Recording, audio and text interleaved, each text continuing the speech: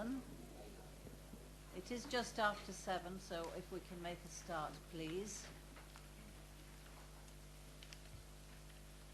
Agenda item number 1, declarations of interest. Do we have any declarations of interest tonight? Great. Item number 2, confirmation of minutes of the last Cabinet meeting on the 19th of September. Is everybody happy with those? Can I have a proposal and a seconder, please? Councillor Little and Councillor Pounder. Item number 3, urgent items. Do we have any urgent items, Chief Executive? No, there are no urgent items this evening, Chair. Thank you. That's what we like to hear.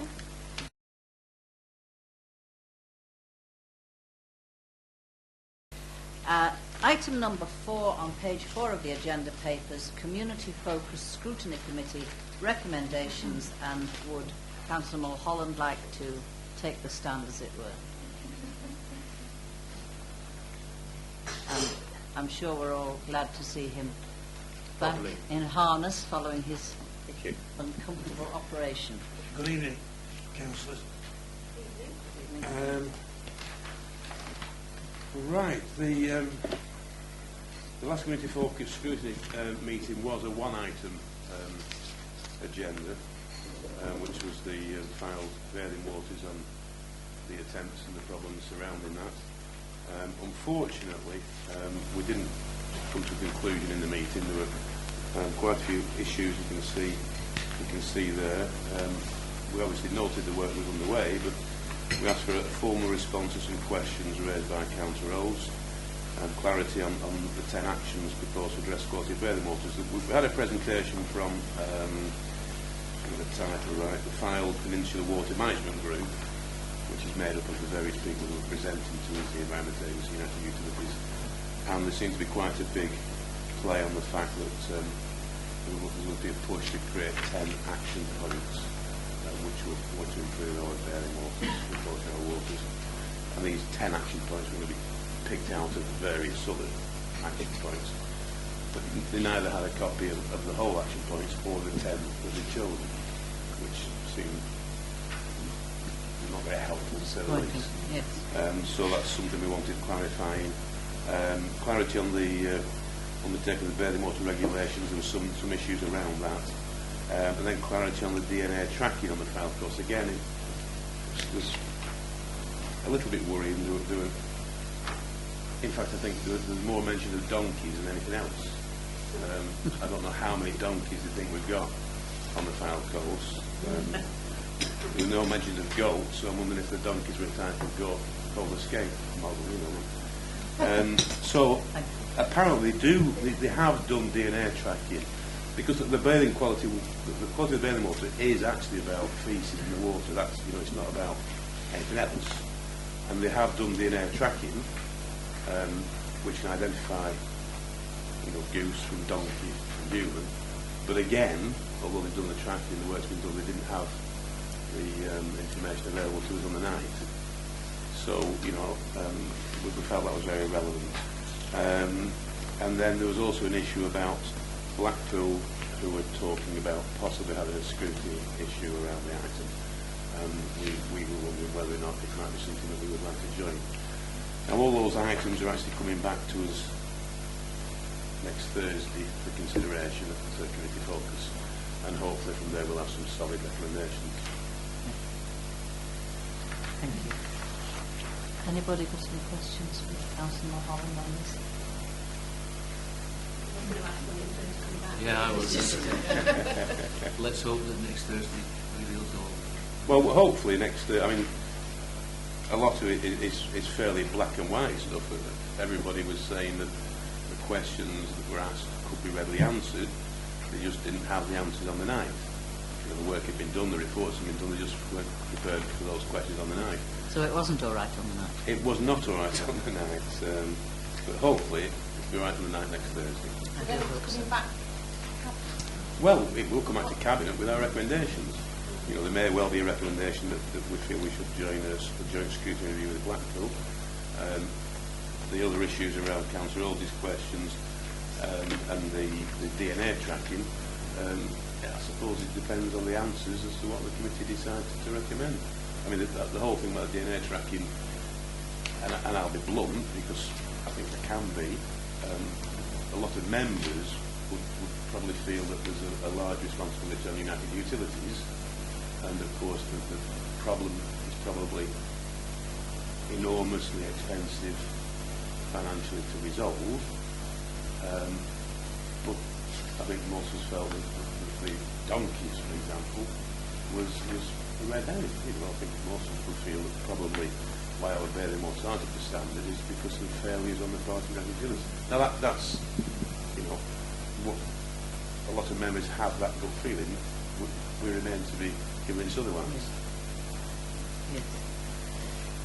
Right, thank you, Councillor Mulholland. I would like to propose these recommendations. Thank you, Councillor Southall. And thank you very much. Thank you. I think we ought to vote on that, shouldn't we? I always forget to ask us to vote. Could we have an indication that we're all happy with those recommendations, please, colleagues? Thank you. Unanimous. Okay.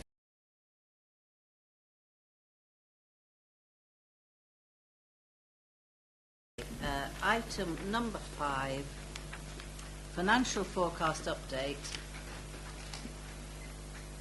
Mr. O'Donoghue. Good evening, Chair. Thank you.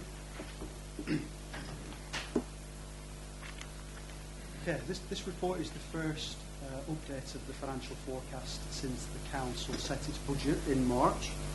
The recommendation in the report is that Cabinet recommends to Council to note the contents of this report. It's essentially setting out the latest position and the latest view of the world and the impact of that on the Council's financial position since the budget was set in March. The report sets out the background. So since March we've had the outturn for 11-12, which has been reflected in the updated forecast. We've also carried out a budget right-sizing exercise, which has been reflected in this financial forecast. The capital outturn position has also been reflected, and the impact of quarterly budget monitoring that's been carried out this year to date. The report goes into some detail of the financial risks facing the Council, and if I may, I'll briefly just take Cabinet through those high-level risks in terms of the revenue budget, which largely revolve around government grants. The first of those is set out on page 16, government grant support and business rate retention. The government is fundamentally reviewing the way that it allocates local authority grant and is reviewing the business rate allocations such that there will be an incentive to local councils to stimulate economic growth wherever possible in order that we can retain some business rates. Fundamentally, that's against the backcloth of a deficit reduction programme. So there's a risk that there is less income to the Council from central government. And to that end, the updated forecast in this report reflects an assumed 7.5% grant reduction from next year onwards. That's clearly a key financial risk to the Council, and that's highlighted in the report. Localising support for council tax is another high-level support. The Council is currently required by the 31st of January next year to have a local council tax scheme in place.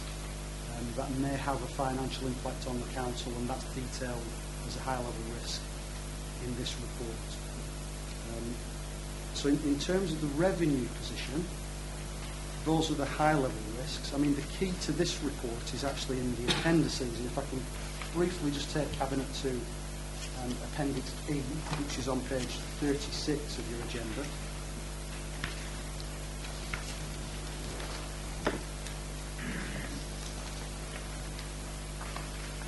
This shows the latest forecast of the finances of the council, reflecting those latest assumptions and the latest risks. It's, as a starting point on the top line, takes the forecast position approved by the council in March this year at budget setting, and then is updated for the latest estimates for both income and expenditure that the council has. And in the first column in 1213, the latest forecast of reserves, revenue reserves at the end of this financial year is just over £4 million. We're then forecasting to be overspending by £296,000 next year, 156 the year after, 377 the year after that, 282 the year after that, such that at the end of the forecast, that 5-year period, we will have general fund reserves of 2.9 million. So that's the latest position in terms of the financial, the revenue budget. So that's the first section of the report. The second section of the report deals with the capital programme, and in table 1 on page 23 there is the latest summary position on the capital programme, which summarises the capital schemes that the council has approved. The cost of any borrowing to cover those schemes in the capital programme is reflected in that Appendix E that we've just looked at. That's for all schemes that have been approved by the council so far. Again, the report sets out risks in terms of the capital programme.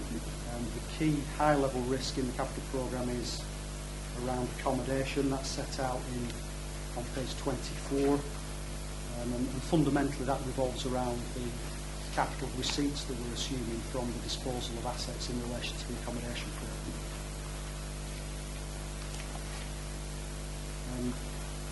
Finally, I set out on page 27 the overall conclusions. And my overall conclusion is set out in paragraph 15.4, that at this point the council's finances remain robust. The improvement in the forecast financial position of the council is evident in the latest summary that we just looked at in Appendix E when compared to the position approved by council that was set out in Appendix A.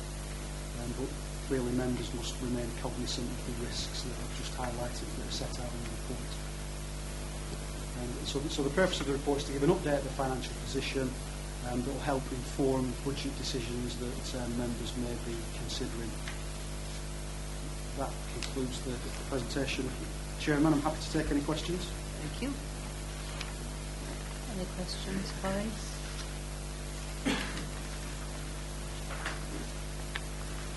Sorry, of course.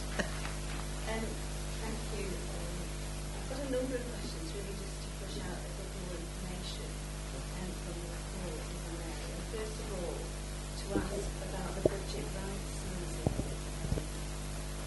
that we've done, that we've undertaken this year, and to check with you that that will be embedded in the process now, that will be a year-on-year exercise that this council will. Absolutely, yes. That's been a detailed exercise that we carried out this year on the back of underspends that have occurred in the last few financial years. There's been effectively a budget challenge exercise where we've sat down with each and every budget holder, looked at variances over the last 3 years, challenged budget holders on whether their existing level of budget is actually required, and that has manifested itself in on Appendix C. The second line down on Appendix C, there are reductions in the budgets on a recurring basis that start at £84,000 this year and go to £180,000 or so recurring as a result of that exercise. On top of that are the corporate restructure savings, which are set out on line 1. Yeah, sorry, and it is an exercise we're going to do every year. And the other thing to talk about is the council's borrowing position, because that concerns have been raised regarding that. It's important that we get straight about the fact some of that has been rather misleading. Can I ask you first of all, what is the council's approach to borrowing and how is it monitored? Okay. The financial forecast report that goes to council in March sets some prudential indicators that the council is required to set. They are based on schemes that have been approved by the council. It's only the full council as a body that can approve capital schemes that subsequently require borrowing. And that report in March sets out the borrowing limits for the year. Halfway through the year, those are reported to Audit Committee, and that was the subject of the report that went to Audit Committee last week. Where some of those financial indicators, well, all those indicators are updated based on any further approvals or any slippage in the capital programme. And then the final position is reported as part of the outturn report. Okay, so members of the Audit Committee are well aware of the council's financial positions, Treasury Management position, and all the checks and balances that are in place with that. Yes, and indeed the recommendation in that report was to go to council, so that same report is required to go back to council. It's on the agenda for the 3rd of December for council to review that report and approve those updated indicators. Within that report or within that committee, would it be right to say with an allegation that our borrowing levels are unsustainable? What is your that was certainly reported in the press, but I think that was a misquote from the report. What there is in the report is an authorised borrowing limit that in exceptional circumstances the authority can borrow up to that limit. And that is a limit that would not be sustainable in the longer term, and that's what the report said. That limit, I think, is set at £15 million. So in unforeseen exceptional circumstances, the council could borrow up to that limit. The capital expenditure that the council has, all the schemes that the council as a body has approved, require an underlying borrowing requirement of 8.5 million. What the report to Audit Committee was saying was that the authorised limit is 15 million. That limit is not sustainable. But the report also said that the council's underlying need to borrow is £8.5 million. That is sustainable. The full costs of that, full repayment costs and interest costs are covered in the council's revenue budget, which is set out in Appendix E. So those numbers that we just looked at in Appendix E include the repayment costs of all that borrowing. Our current borrowing is 3.8 million. Our borrowing requirement is 8.5 million.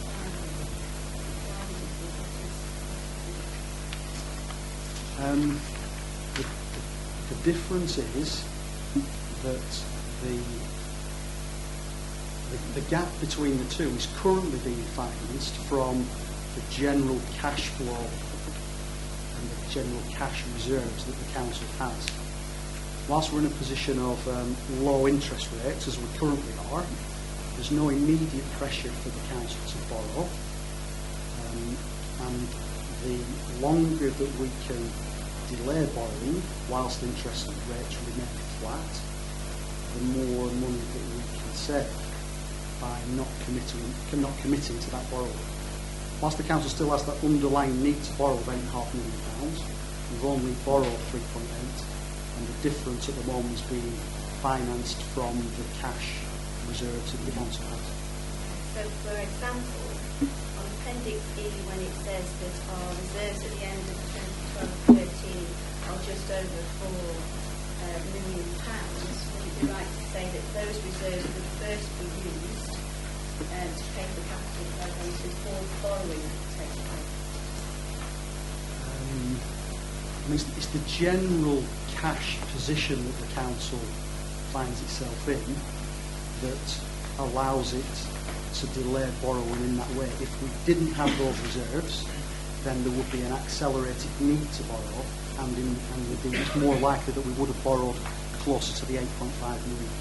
So those reserves are being used to fund that capital expenditure. So is your advice, or is the advice then, to delay borrowing whilst those authorities have cash? Yes, yes. Yeah, and that's advice that we get from specialist treasury management advisors that advise this council and other councils. But while it would be a different scenario if there was upward pressure on interest rates, if we knew interest rates were going to increase substantially in the very near future, we would probably be making a financing decision to borrow, even though we've got the cash. I just think it is important to be approached to borrowing and make sure that the public can be assured that we have accounted for that borrowing within our revenue budget. Clearly that's important. Reform our revenue budget is a 5-year rolling programme.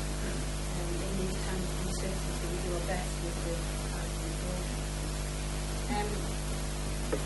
That was all I wanted to raise. Thank you, Councillor. Councillor Fylde. Madam Chairman, I thank Councillor Buckley for giving me clear, or having questions which led to clear, concise answers.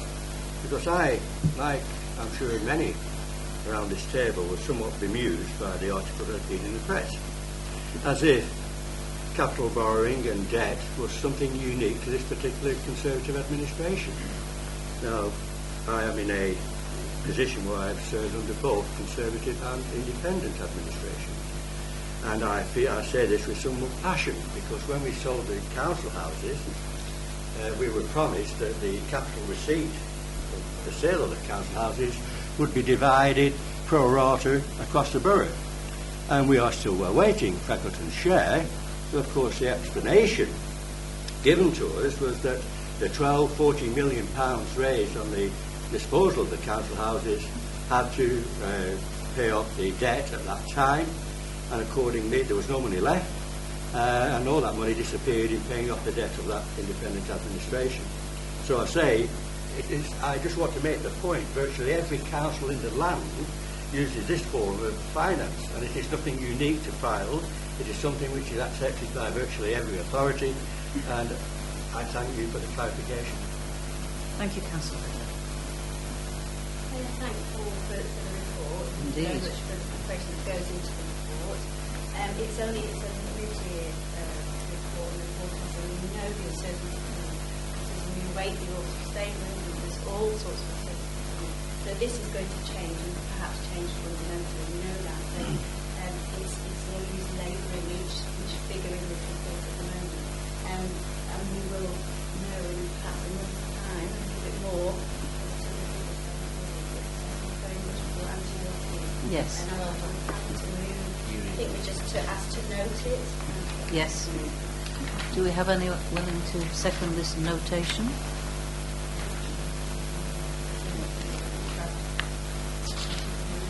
I thank you for drawing my attention to the fact that I should be seconding that above. All in favour? Thank you. Bishop?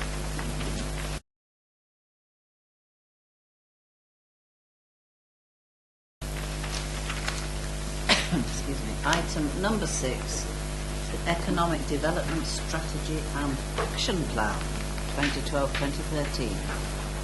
Mr. Drennan. And Councillor Fagan.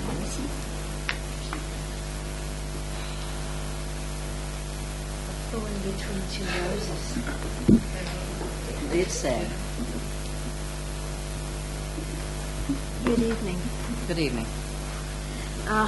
I'm very happy to be bringing the Economic Development Strategy and Action Plan to the Council for approval,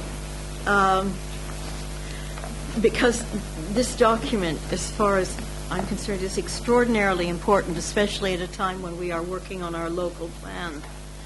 We have our employment land study, but this, with the vast consultation which was done with businesses, both urban and rural, with large, medium, and small size, with our town centers, with various partner organizations, really adds meat to the bone and gives us a document that could be used as a very strong material consideration in employment issues on, I would think, on anything that would go to appeal with planning. And so I really, truly feel this is quite an important document. I would like to say, though, as you know, it is in 11 themes. But the Cabinet already had Theme 2, which was the town centers. And if I remember, it was about 18 recommendations. And you approved those recommendations at a previous Cabinet. So Theme 2 obviously is now included within the entire report, but you have already studied and questioned on that and given your approval to the town center section of this strategy. You have all obviously now read the strategy and looked at it, so I don't really think that I need to go over it theme by theme, but would rather that we open it to any questions you might have. And Mr. Drennan, Mr. Smith here could answer anything that you have questions about. Thank you, Councillor Fabian Craples and team. Do we have any questions, colleagues? Please look at them sitting there with questions. Councillor Fiddler. Well, just another question in terms of the statement, in terms of moving towards recommendation that this Cabinet accepts the report that's before us. And just before I move the recommendation as described, I'd like to just add a slight amendment, something which gives me a little bit of concern. But before I do that, I just want to thank Councillor Fabian Wilson, Paul and Stephen. Economic development, I have witnessed over many, many years at Fylde, has been the Cinderella of all our activities, and possibly it's one of the most important. And I think I just want to recap for members of this Cabinet and members of the public that the reason why Scrutiny got involved in this very important piece of work was that at one time, possibly because we didn't have the professional input ourselves, we were going to be tagged on to the Fylde Coast Economic Development Strategy. And I felt this was very weak from our point of view, because we were signing up to a regional strategy without even knowing what our particular concerns and position was. And therefore, Fabian took on the task of going through this very comprehensive report. I just want to make the point, it's a start. It's not the beginning, it's a start of an ongoing process. That's correct. And as Fabian has said, we can attach material weight to it if we are in a planning scenario. So I thank you, your dedicated officer, Stephen, who I welcome. They did all the work, I'll tell you. It was true, the Fylde Coast Economic Strategy, as it was, we actually, I think, only had a paragraph in it on Fylde itself, which was about our open Gulf. And this will feed into any Fylde Coast regional strategy as well, because now they'll know exactly where we stand, which is extraordinarily important to us, I think. And we've also included things in this strategy that we understand that everything in here isn't going to happen tomorrow, and it might not happen 3 years down the line. But if it isn't in the strategy and the action plan, it will be ignored. It wouldn't be part of our what we would like to see in the future. So there are a lot of things in here that we know aren't going to happen tomorrow, but it is very important that they are included. Thank you. Councillor Buckley. Yes, if I can ask a question. I well remember the discussion about the Fylde Coast strategy and how it was fully featured in that, and it's good to see that that's now moved on. And Councillor is right, this is Cinderella could only move this on with conflicts and invested behind it. But my question is about the changes to the business rates and the business rate retention and the incentives upon local authorities to grow their businesses more and more. And to ask how you feel that sits with the equal development strategy and how we can make the most of it going forward. Yeah, if I can, Chairman. Obviously, the growth of indigenous business and the attraction of external investment is well coped for within the strategy. It's something we, as a council, will be supportive of, and there's particular reference in here to shaping our planning service to, welcome that investment and be somewhere that can grow essentially the business rates that we retain locally.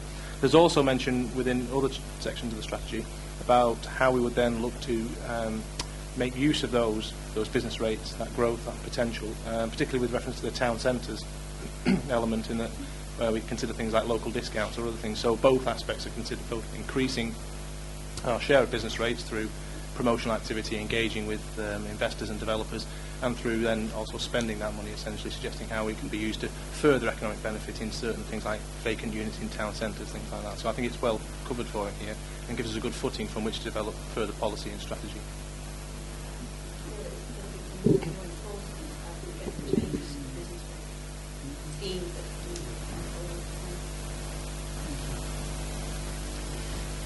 Any more for any more? No? Madam Chairman, Councillor Fiddler had I did say that I had a slight amendment to the resolution, the recommendation on page 37, and that slight amendment is on page 39. And it is at the resolution 8, which describes the blue route, which is the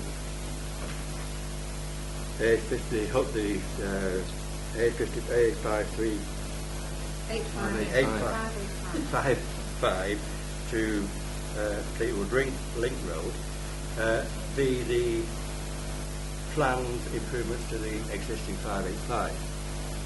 What worries me about the change described in Resolution 8 is that the proposed changes to the 585 are real, but the concept of the blue route coming into fruition are way. I've been looking at and describing and talking about this particular road for 30 years, and it's changed its colours so many times, like a chameleon. Now we've got the blue route. I have no confidence that this route will actually be delivered. And therefore, that, to me, that would, if we adopted item 8, we'd have a vacuum. And I'm simply saying I'd rather have changes and modifications and improvements to the 585 than say, no, let's forget about that, let's delete that and just await the blue route.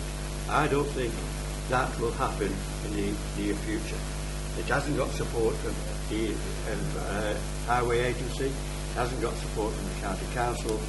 So because of that, my recommendation to Cabinet is that we approve your comprehensive report with the amendment that Resolution 8 on page 39 is deleted.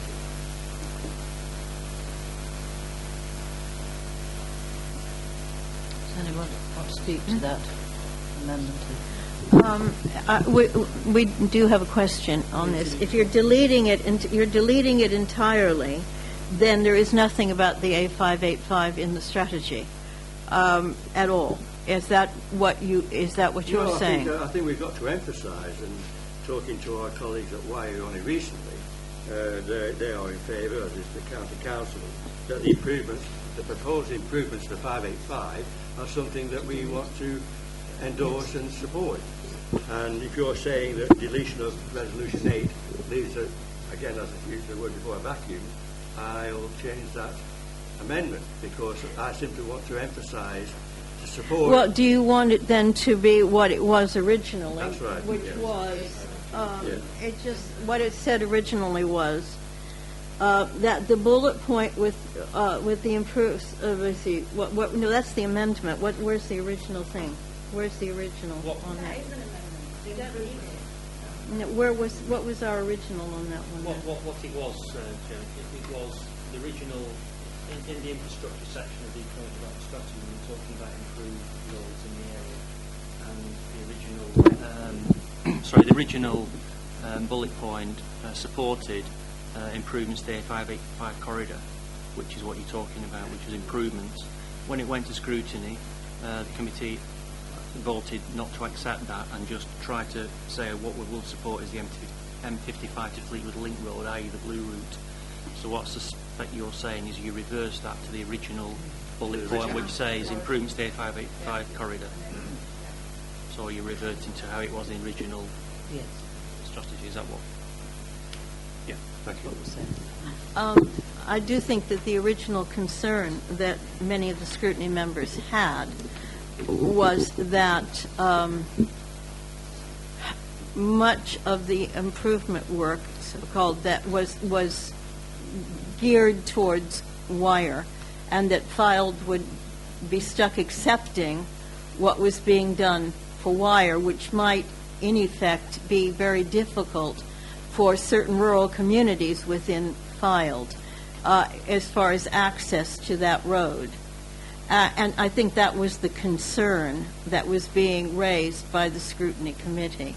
So within that, we do need to make sure that Fylde's voice is always going to be heard, and as part of whatever is done along the A585, so that it isn't just whatever wire would like. We need to also consider and very strongly what Fylde needs as well. I mean, I think that was the concern. Madam Chairman, to put the Chairman of the Scrutiny mind at ease, we have now imposed on us this duty to cooperate with our neighbours. Yes, I know. And that duty to cooperate is an extremely strong aspect of the national planning framework. And it's no longer a situation where Wyatt could have their own agenda and impose things which we at Fylde don't share. The duty to cooperate is the mechanism whereby we can sit around a table with our Wyatt colleagues and come to a common conclusion which benefits both. I appreciate, and historically the Singleton councillors, mother and daughter, have consistently grown up and described the problems along that particular stretch of road. Most of the problems are in Fylde. I have great sympathy with Singleton residents because of the problems it causes. Simply saying, I don't want to shut this table door now and say we don't want to do anything, but we focus on what improvements might benefit the 585 and the residents of Singleton. Thank you. I just want to make sure that we protect Fylde. Yeah, I think I support Councillor Fiddler very much so, because if you take the route of the blue route, it is cutting across fields all the way. So there would be no advancement to the road, the 585 at all. Because the blue route goes from the end of the M55 at Junction 4 and then cuts across land till it comes to Bolton Industrial Estate. So it goes nowhere near the 585, and subsequently, if we concentrate on this link from the M55 to Fleetwood, all the money is going to be done on that. Nothing is going to be spent on the 585, and yet there is a lot of problems on that 585 that need to be sorted. And I think what we need to do is we need to emphasise that the 585 needs improvements on it, and if the Environment Agency or the Highways Agency eventually decide, and I've been involved with the A route and Red route and such for a long time, if the Highways Agency suddenly decide that they want to do that road, any improvements on the 585 will not be go to miss. So I think it's imperative that what we do is insist on getting work done on the 585 and hope that we can get the improvement, the new slip road through. Right, thank you. Councillor Threlfall. Yeah, the 585 has a large volume of traffic, and I'd like to.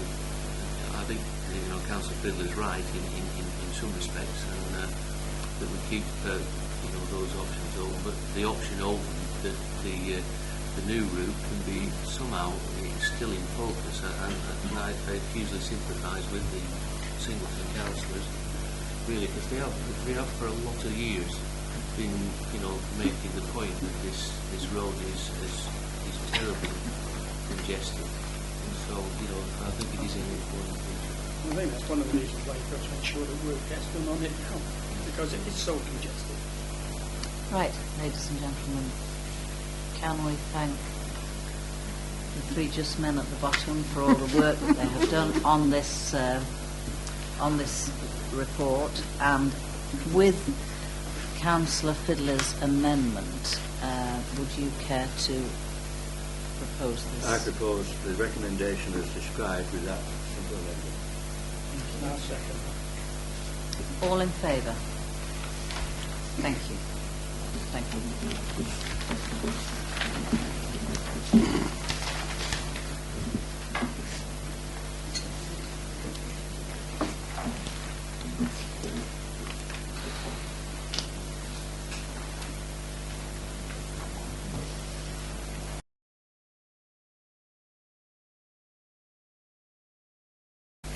Okay, so at this point we say, what do you think of it so far? Rubbish, as we're moving on to talking rubbish. Sorry about the joke. Item number 7, LCC Waste Management Cost Sharing Agreement, and Cathy Winstanley is going to introduce this agenda item for us. Thank you, Chair. Good evening, members. This report provides details of a revised 5-year cost-sharing agreement proposed by Lancashire County Council, which replaces and amends the existing cost-sharing agreement. The existing cost-sharing agreement was an original 10-year deal signed up to in 2004, which expires on the 31st of March 2014. And within that, there is a property-based payment made for every compliant property that has an alternate weekly 3-stream collection. That's the grey waste, the green waste and the recycling waste. And for that we get a payment per property, which assists in the developing and the implementation and running of the waste collection service. Alongside that, there is also an exclusivity arrangement that all waste collected in the borough is diverted to the waste treatment plants in Thornton and Barrington. And that means that the waste is no longer available to Fylde as it was before we ran into these plants, so we can't sell the waste on for any profit. So LCC make a payment, a loss of income payment annually, to compensate for the loss of any potential income we could have earned from selling on these products.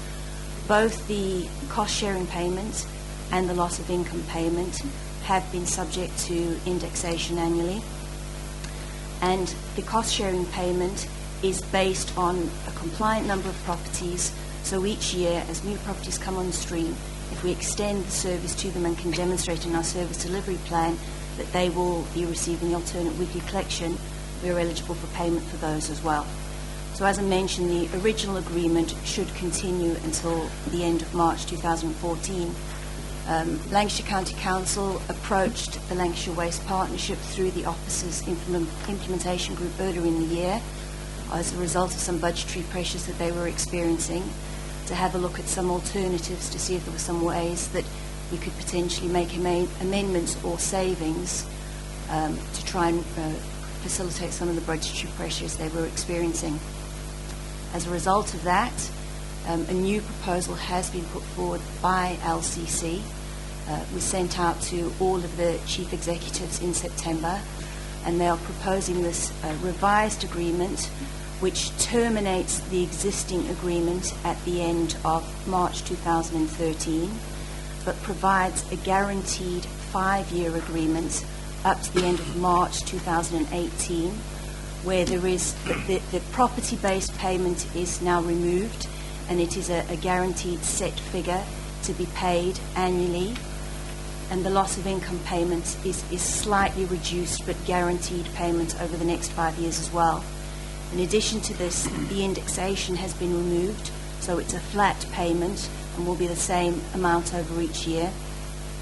And there is also no increased payment on offer for any additional properties that come on stream. The original terms of the agreement, specifically that you need to maintain coverage to at least 90% of properties in all across the borough, does still stand.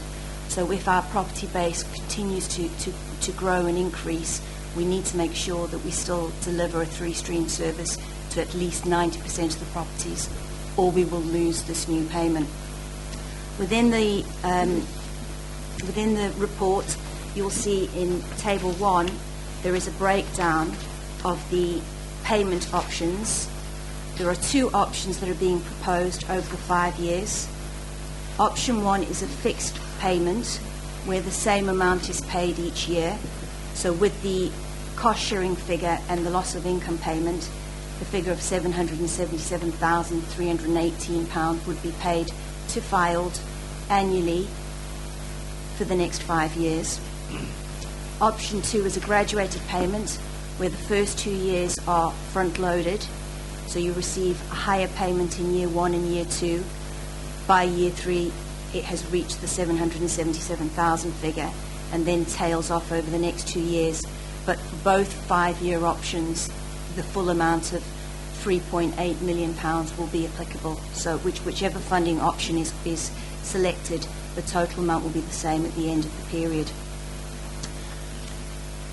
County have asked districts to consider this proposal and to provide an indication by the 30th of November if they wish to adopt this new 5-year agreement.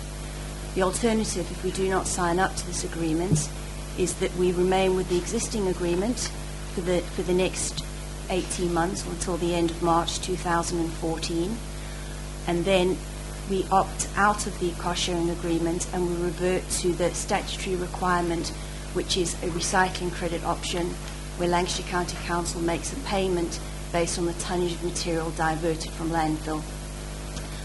We have asked for indication from Lancashire County Council of what level payment, the recycling payment, will be in order to consider both options correctly.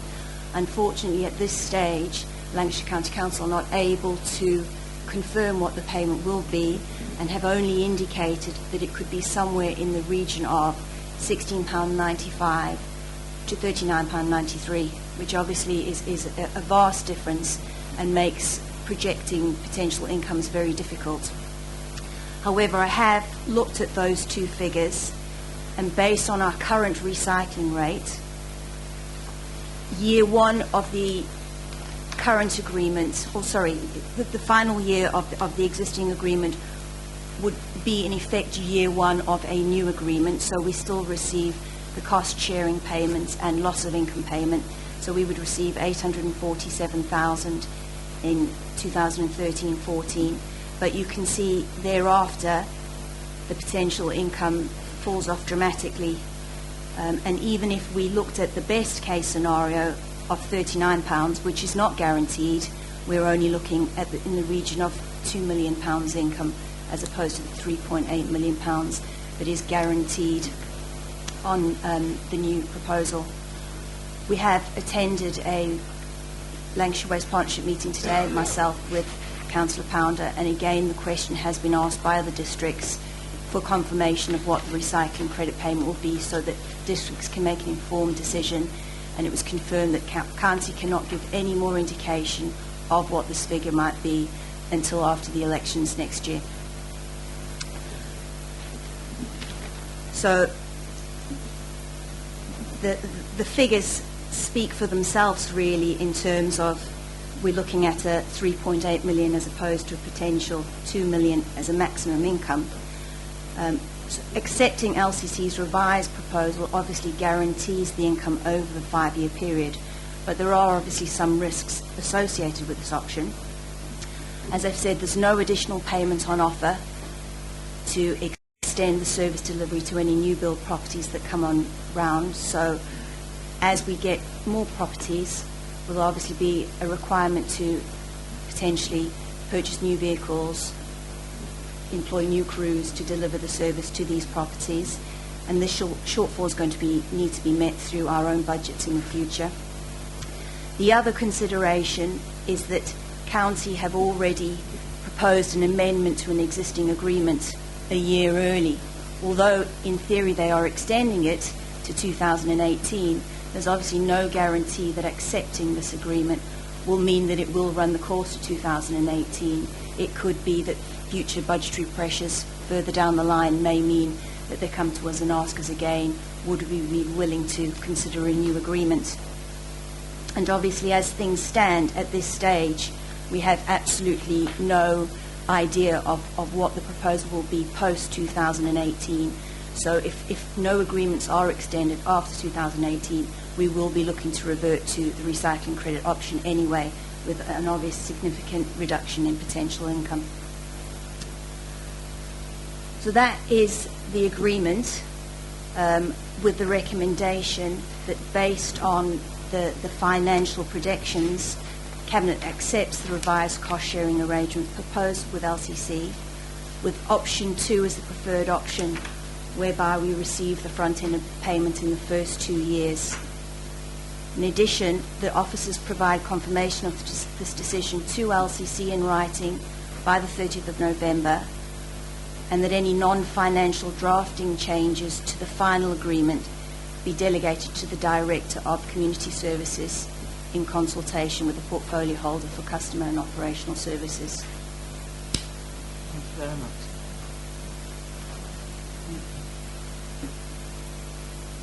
Councillor Butler. This represents a lot of income. Yes. The options put forward is don't really options. What are the alternatives? Are there any alternatives? What else could be done, if anything? Or are these options really? We have obviously, myself and other district officers have approached Lancashire County Council for clarification on various issues, and we've asked about potential flexibility. Could the existing agreement be extended? Could we join this agreement at a later date? And as Councillor Buckley has said, there don't really seem to be very many options. One potential option, although it would need legal work done to explore whether or not it really is possible, would be to potentially revert back to the scenario that we had before we used to run our waste into the waste treatment plants, whereby we used to sell it onto the open market. However, early indications from LCC have been that in terms of the Environmental Protection Act and the procurement exercises that have taken place as part of the PFI, Fylde's waste has been considered and incorporated into those contracts that have been procured, and that there would be legal considerations if we were to withdraw from the agreement and in effect take our waste elsewhere. In addition, as part of the existing arrangement, Fylde transports their waste to Blackpool Transfer Station, where it is bulked up and hauled to the waste treatment plants. If we weren't a part of the existing agreement, then we would be subject to finding our own bulking, haulage and reprocessing arrangements, which at this stage obviously there's no indication potentially of costs. The advantage of the LCC arrangement is that obviously we've got guaranteed income, but it's not tonnage based at all. So if for some reason the recycling rate plummets in future years, we still have a guaranteed income. Any other alternative, be it the recycling credit option, or if we did potentially have the opportunity to outsource our waste elsewhere, would obviously be subject to not only tonnage fluctuation, but would be subject to fluctuation in the recycling market. So if the income for the material fell, then obviously there would be an associated reduction in our own income. Thank you.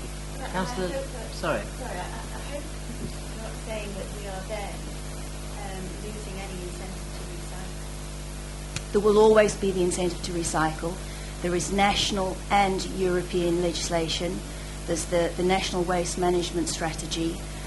We have our own vision and our own objectives to continue to deliver quality service, to strive for greener services. And I think the mindset of residents within Fylde. They grasped the idea of recycling very early on, and particularly since we've introduced the new recycling scheme earlier in the year, the benefits of that scheme are already being seen in the improved recycling rate, the improved standards of customer satisfaction, feedback that I've had from members and from residents as well. We've had very, very little complaint about the new containers. A colleague earlier this evening was telling me herself how amazed she is about how much extra cardboard and paper there now is to go in the brown bin that previously she may not have realised was there. So I think there will always be that need and that incentive for Fylde residents to continue to recycle, and I'm confident that sustaining the scheme that we already have in place, we will continue to increase our recycling rate. Thank you. Thank you, Councillor Little. Lancashire County Council have given us the options. But what have they done for other councils in the area? Across Lancashire, all of the districts, apart from Ribble Valley, are already tied in to the existing cost-sharing arrangement. Ribble Valley couldn't guarantee the 90% coverage for the three-stream collection, therefore they opted out, and they already utilise a recycling credit option.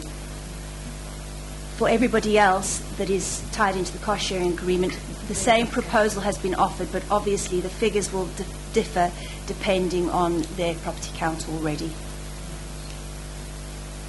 That's it, ladies and gentlemen. Thank you very much. So I move then proposals as stated that the Cabinet accepts the revised cost-sharing arrangement proposed by LCC, with option 2 as the preferred option.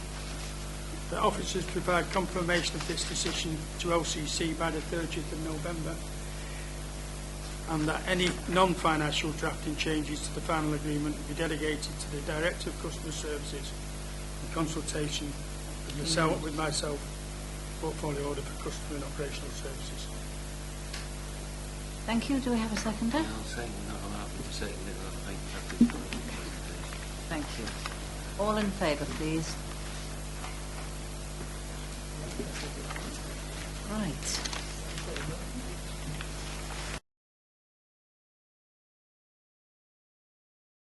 Item number 8, the High Street Innovation Fund. Now, we do have a question on this, and Councillor Fydler has suggested that he answer the question as part of his opening remarks. Is Councillor Silverwood okay about that?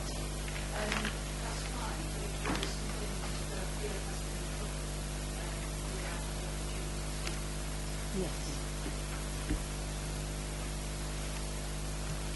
Councillor Fydler. Thank you, Madam Chairman. Again, a brief recap of what's before us tonight. I think we're all very much aware of the High Street Innovation Fund, a grant of £100,000 from government. And when this was first considered by Cabinet, the Cabinet chose and supported the concept of a business support approach. And this was contrary to our historical, traditional way of dealing with town centres, where previously we relied on public realm improvements to hopefully increase footfall. The concept of the business support scheme was further developed by the report before us, and in this report we have two options. Options 1 and option 2. The concept in both of them, the objective of both option 1 and option 2 are very, very similar. However, they differ fundamentally in terms of delivery of that concept. The first concept, concept 1, would rely on the employment of professional consultants, which that would come at a considerable cost and open to the criticism that the fund would be decimated by professional fees. Option 2 was the formation of a town centre forum, which would be composed of bodies like the Chambers of Trade, other organisations within the town centres, the town councils, and other organisations that will feel they have some sort of input. The important aspect for me in option 2 is that it will still be, Fylde Council will still be accountable. They will be the authority that will be accountable. I think that is obvious that if you are spending council money, you have to have that confirmation that we are accountable. Option 2 describes that the council will have the powers of veto, and it has the powers of a casting vote. So when I have considered both of these options, I very quickly come to a conclusion that it's the option 2 which I would prefer, and it is option 2 which I would recommend to the Cabinet for endorsement this evening, with one simple change to the recommendation, or to the description of item 2. I think the recommendation is that the portfolio holder would be involved in this newly formed town centre forum, and I want to replace the portfolio holder with the leader of the council. So with that slight change, I am pleased to move the recommendation option 2 as the preferred option. Thank you, Councillor Fiddler.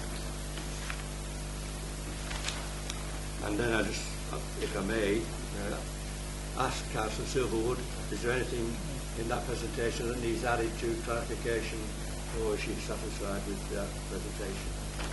Thank you, Councillor Fiddler. I'm really happy with option 2. You can see that it's arms for the energy and passion for green.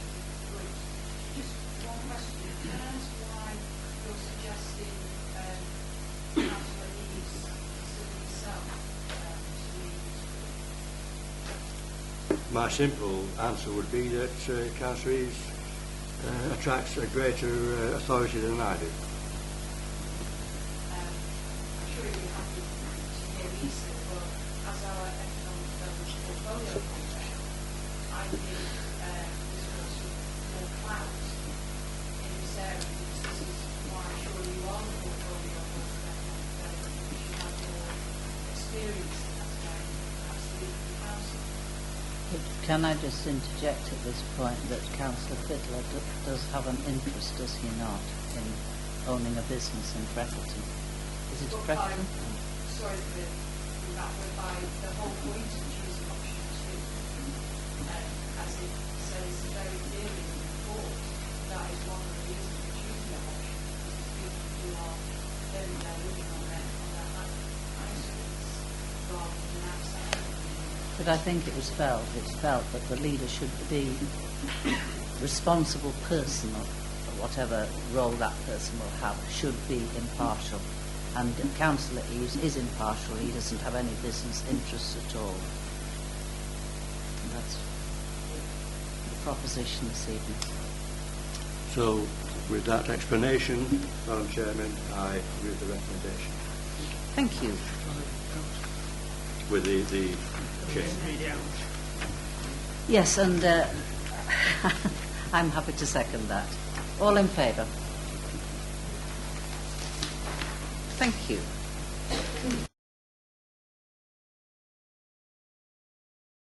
Item number 9, File CAB.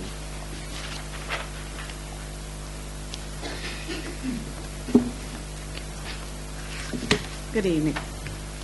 I bring the report to Cabinet tonight as the current service level agreement with the Citizens Advice Bureau comes to an end in 2013. The funding for the Citizens Advice Bureau over the last 3 years and previously has been from the Borough Council. So I bring it to the Council for an extension to that, but also a consideration for an uplift in the allocation to take into consideration the continuance of the Citizen Advice Outreach Service, which is run from St Anne's. Previously, that service has been provided by the Citizens Advice Bureau's their own funding. However, those funds have now been depleted and there's nothing left in there. If the uplift isn't agreed, then that service at St Anne's, that outreach service will actually probably have to go. So I think that needs to be stated early on. Also, the actual running costs of the CAB with the need for training, etc., and all the legal costs that come along with it, do obviously incur some extra funding as we go along. And unfortunately, last year, I think they lost 2 of their most valued volunteers. I have to say that I work very closely with them, and the volunteers that they get are willing to give obviously their time, and some can afford to actually fund the transport in and out, but some do need some minor expenses. But I do know that the manager down there at CAB monitors this extremely carefully to ensure value for money for the council. They obviously consider how they get the funding, and they are currently working across Lancashire with the Lancashire Bureau, who are now linking in with the clinical commissioning groups across Lancashire to look at how they can tap into extra funding, because obviously if you think about it, debt, financial issues, etc., have a detrimental effect on health, and it's in the interests of the CCGs to consider that, and that's working. Now, the reason they've gone down that route is because obviously there's leverage there if they are working across the whole of Lancashire, rather than our little bureau here trying to have a voice in a wider aspect. The report is as it is. If you have any questions, hopefully I'll be able to answer them for you. Thank you. Well, my only comment on that is that I think that the CAB provides a splendid service for us, and I would hate to think that the St Anne's outreach would be lost, because I know how popular it is at St Anne's and how much we need it. Councillor. I know you supported it, and I would like to. I support it, and I'm working with the CAB in the Lancashire Health and Wellbeing Board on affordable warmth as my portfolio. So it is important that we keep this link, and if then the CCGs take over, of course, then that will be, we have our input. Yes, they obviously the local CAB are getting some small amounts of funding from that affordable warmth project to allow them to actually provide that extra service. So they are trying to look as best they can to tap into other fundings available to them. Thank you. Councillor Moore. Thank you. The CAB report to Scrutiny, don't they? Yes, they do. On an annual basis? Yes, they do. Do you know in the cycle when they're next due to I'm just wondering whether there will be some updates on their approach to the CCG. Well, obviously by the time if that was required, I'm sure they would bring an extra report. They do keep extremely good records there, and they could put a report together if that was required to go before scrutiny, if that was a requirement. I just think the Cabinet would be really interested to know of any promising results coming from that. Yes. I mean, I'm aware that Blackpool CAB, they already tap into the DCT in Blackpool. They're funded to run advice surgeries in GP surgeries in Blackpool, which is excellent. So to have any news that we are similarly going to be benefiting from the new arrangements with CCG would be good. And of course it informs us when we come to setting our budget as well, because I'm always keen to know what efforts are the CAB making to tap into other streams of funding.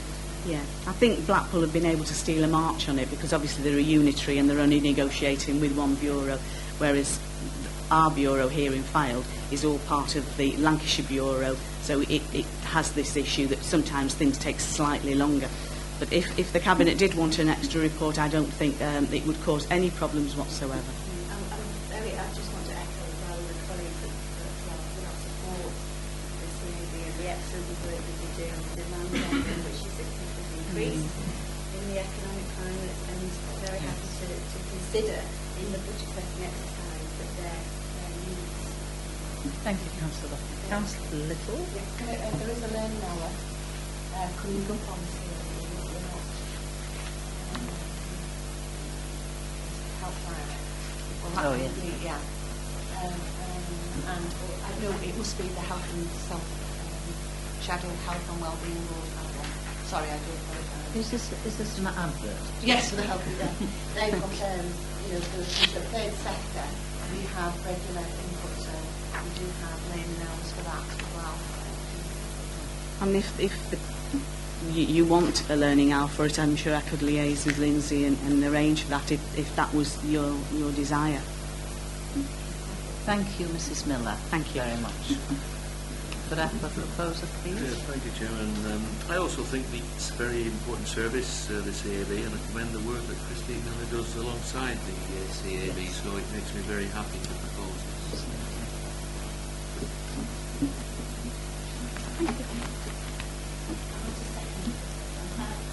I think it might be an idea. Very happy to second it. Thank you.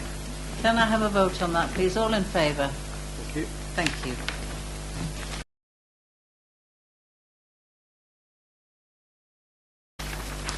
Item number 10, Witchwood and Linnet Lane Ward, and Mr. Curtis will introduce this item. Good evening, Chairman. This item comes to you by way of the Task and Finish Group and the Community Focus Scrutiny Committee.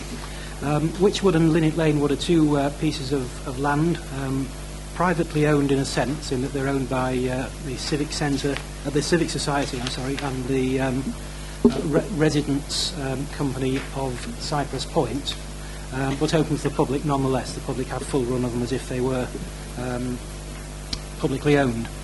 They're valued by the community, and part of the community that they're valued and used by are the dog owning community. The owners of Witchwood and Linnet Lane Wood approached us late last year, setting out a number of problems that were associated with use of those two particular areas. The most significant one of which concerned dogs, and the request was in the form of a request for the council to consider making dog control orders to prohibit dogs being let off the lead, certainly in one of those two areas. The Scrutiny Committee, as I say, was seized of the matter, and they remitted it to a Task and Finish Group to consider. The Task and Finish Group came up with a number of recommendations which are set out in the report in paragraph 8, recommendations 1 to 6. They're recommendations to the Cabinet, which of course I'm duty bound to put before you, and they are crystallised in the 3 recommendations at the start of the report. 4 recommendations, at the start of the report. First one is to make a dog control order. The dog control order that's being recommended is not a dog control order to require all members of the public at all times to keep dogs on a lead. It's an order which would allow an authorised officer, who would have to be an authorised officer of the Borough Council, to require a member of the public to place a dog on the lead.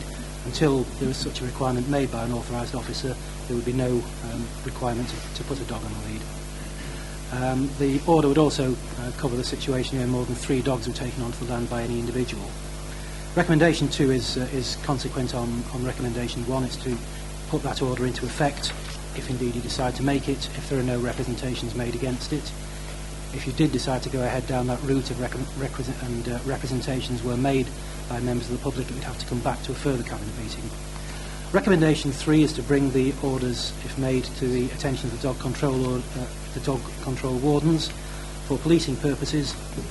And recommendation 4 is essentially to work together with the owners of Witchwood and Linnet Lane Wood to assist them to maintain the particular areas as community assets. And recommendation 5, sorry, there are 5 of them, is to look into best practice by other councils regarding dogs in the public areas. So those are the recommendations for you, Madam Chairman. The other point to bring to notice is just in paragraph 5, dog fouling is already an offence within those areas because they're both designated areas under the 1996 Dogs Fouling of Land Act. So that's the report and the recommendations as put forward by the Community Focus Scrutiny Committee. If I can help you with any questions, then of course I'll do so. Councillor. Tell me if I've got this wrong, but isn't Witchwood and Linnet Lane privately owned? Yes, Witchwood is owned by the Civic Society, and Linnet Lane Wood is owned by essentially by the residents of Cypress Point Management Company. Right. So how would we go about, as Fylde Council, employing somebody to monitor this on private land? Dog control orders can be made in respect of private land, provided that land is open to the public. It doesn't have to be open to the public as of right, but if it needs to be open to the public, and these two areas are open to the public, so they satisfy that. There is nothing to stop, there is nothing to require the council, but equally there's nothing to stop the council using dog control resources for control of dogs pursuant to a dog control order in land which is open to the public, like those two areas.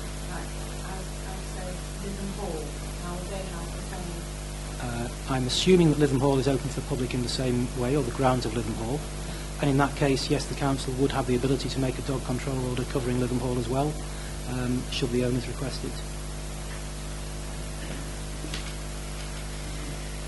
I think we have a problem here. We don't have a problem. I don't think we have a problem with making the dog control orders. I think my colleagues would agree with me in this, that our problem is, should council resources be used to police, if you like, private land? I mean, everybody knows that we have a dog fouling problem, and even if we had an army of 50 dog wardens going round Fylde, potentially 24/7, we would still have a dog fouling problem. But we don't have an army of 50 wardens. We have limited resources. And should we be using some of that resource to catch people on private land? If we say yes, then that opens the floodgates, really, doesn't it? It opens the floodgates to Lytham Town Trust and Lytham Hall, and any other areas of privately held land where the public have access throughout the borough. So this is something we need to discuss and decide upon this evening, colleagues. Councillor Buck. I want to ask about this authorised officer, because that person will be tasked with enforcing the dog control order. Yes. And who that person can be. In your opening statement, you mentioned that would be an officer of Fylde Council. Does that have to be the case, or can this council authorise someone else to undertake that task? The authorised officer has to be either an officer of Fylde Council, i.e. somebody employed by Fylde Council, or it has to be a person, which of course can include a company in the statutory context, or an employee of such a person, which Fylde Council has entered into arrangements with for the purpose of that function. And what that means, effectively, is if Borough Council has contracted out its dog control, dog warden functions, then it could be an employee of that contracted out company.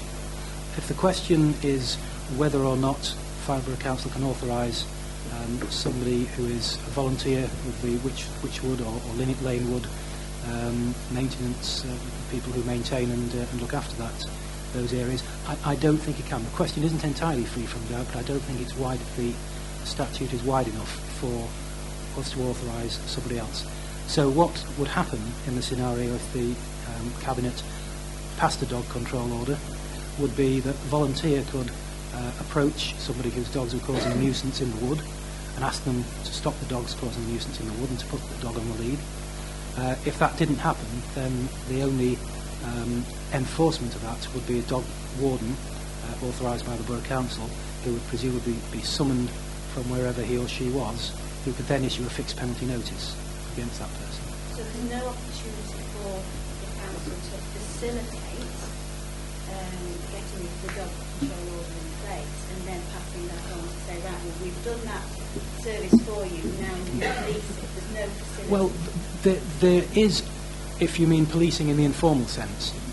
Because we've passed a dog control order and made a dog control order, doesn't mean that any resources have to be devoted or deployed to enforce that. The hope would be that the existence of a dog control order, bringing with it a more formal enforcement regime, at least in theory, and bringing with it the possibility of on-the-spot fines, would cause the problems to be lessened in those areas. That would be the hope. Could not the Civic Trust or the Prison Hall Trust, could not they employ a dog warden of sorts? No. I don't think they could do that with formal powers. I don't think the wording, and I have had a look at it's the Clean Neighbourhoods and Environment Act 2005. I have had a look at that wording, and I don't think, although as I say, it's not free from doubt, but I think there is serious doubt whether the wording is wide enough to allow that to happen. So it comes under Fylde Council. It's our duty then to, even though it's private land, it comes under... It comes under Fylde Council, Chairman. I wouldn't say it's strong enough as to be our duty to enforce. We would have the ability to enforce, and we would be the only body that would have the ability to formally enforce. But I don't think we would have a duty to enforce. The question may then be asked, what would be the point in making a dog control order if we don't enforce? And that's, of course, a matter for your colleagues, Chairman, to consider. Well, the expectations, the rightful expectations of the Civic Trust, that we would go through this procedure and say, there you are, there's your dog control order, by the way, we're not going to enforce it. Would they wish us to go through that, and there's the cost of that as well, without us putting the resources behind it to actually employ this? Councillor Pond. Yeah, can just some clarification. Fylde Council at this moment in time contract out our dog warden service, and they work limited hours. Yes. Now, if we issue this dog control order, if I'm not mistaken, you said that somebody who was authorised by Fylde Council, could the Trust of Linnet and Witchwood actually pay for some hours for that person to go and do it? In other words, if they did 4 hours for Fylde, could they pay for him to do 4 hours? That way there's no cost to us, but the job's being done. Yes. Chairman, I don't see any reason why, whether the service is presently contracted out or indeed if we carried it out in-house, why a recharge arrangement of that sort would not be possible. So that's feasible? I think so. That's the answer. Issue the order and then recharge him. Well, that might be a way forward. Well, that's why I said before, could they not employ a company? Obviously, we can't make any decisions on what the civic society would wish to do. Or Councillor Fylde. Well, Madam Chairman, having listened to the legal position described by Ian Curtis, having listened to your presentation to the Cabinet in terms of it would be really opening a Pandora's box, and if we go down this route, the complications of doing that, I don't think in any way have we touched on a solution that was satisfactory to our residents in terms of the indulgence of ratepayers' money.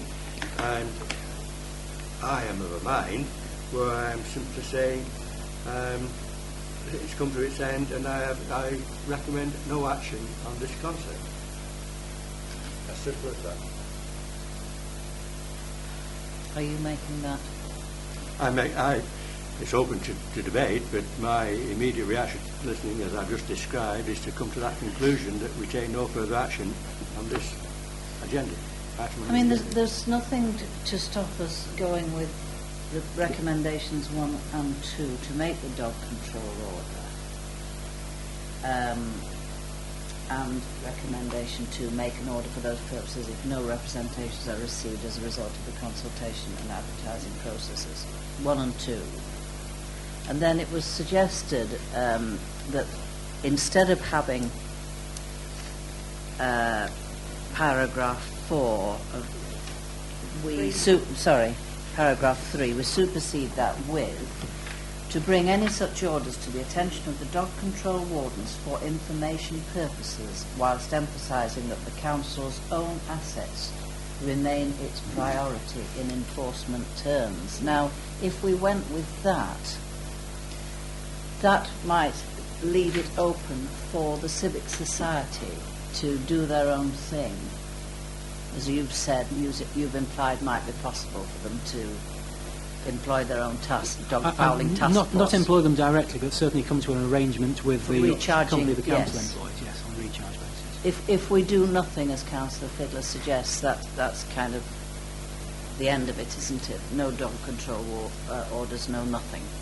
But this is kind of opening, saying that we will do our bit, but we can't say we'll police it. But I would like to see it to the detriment of the rest of the farm. No, well, it doesn't say, does it, in that suggested recommendation 3, that we're actually going to take action after the dog control wardens have been informed. That could be up to another force that would be recharged. I don't understand the ins and outs. The lawyers understand that. So if you were saying for information purposes, then we must act on it. If we get something that has occurred, we would have to act on it, wouldn't we? And then, then there would be costs incurred if we were taking them to court or whatever.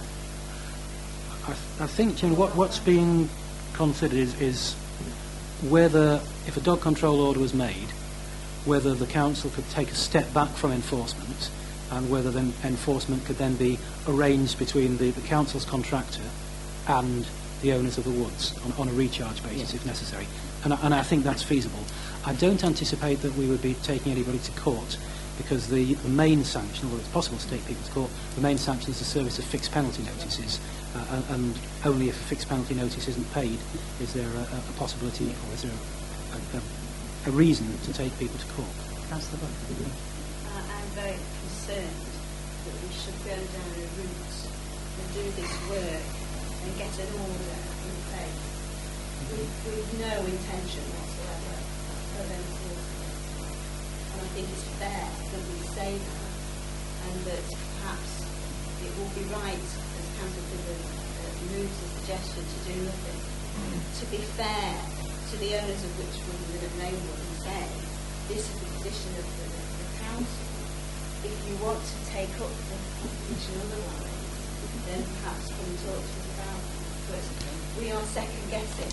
We go down this route now, we're saying we're going to undertake that work, and second guessing that they would want to then contract out that service and pay for that service.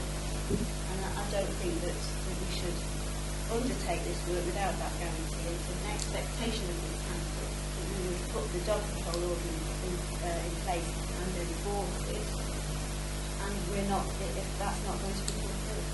So would you be seconding Councillor Fylde's proposition of no further action taken?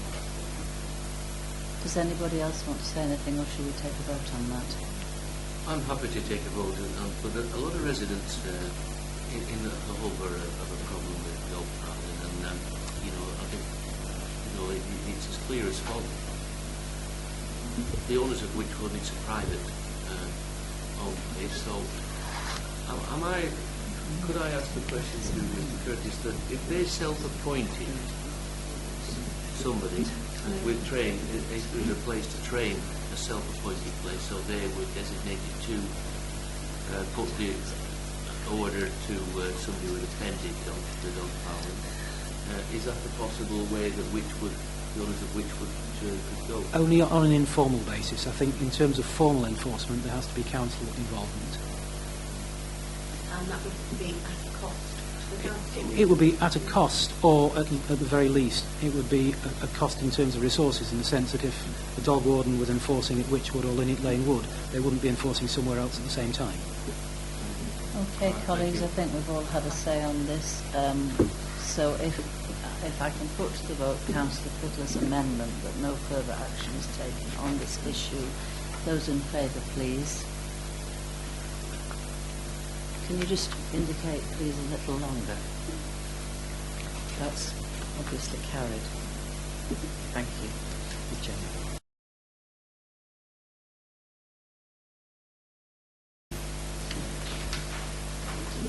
Okay. Item 11, Community Parks Improvement Programme, Claire Black. Thank you, Chairman. Members will be very familiar with similar reports to this in terms of improving the open play facilities in the borough. It is slightly different in terms, because this particularly refers to a Section 106 agreement, or a planning agreement, where we are holding funds that have been secured through the developer contribution for public open space improvements, but in the Ray Green area. And members will be familiar with the fact that Fylde Borough Council itself doesn't own any open space in Ray Green. However, the Parish Council has requested that Section 106 monies of 30,000 that were associated with the Warings industrial site development in Ray Green be attributed to a children's play development in Ray Crescent and Ray Green to install new pieces of play equipment. Yeah.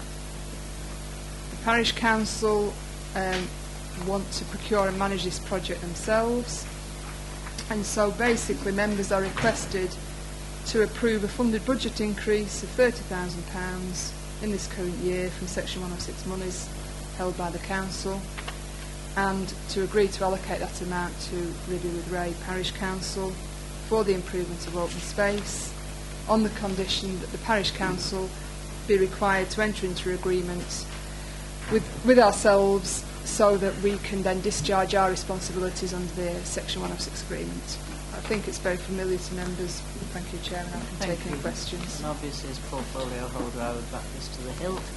Councillor Fiddler. And in terms of the fact that this scheme is a right and proper use of Section 106 monies, I second that.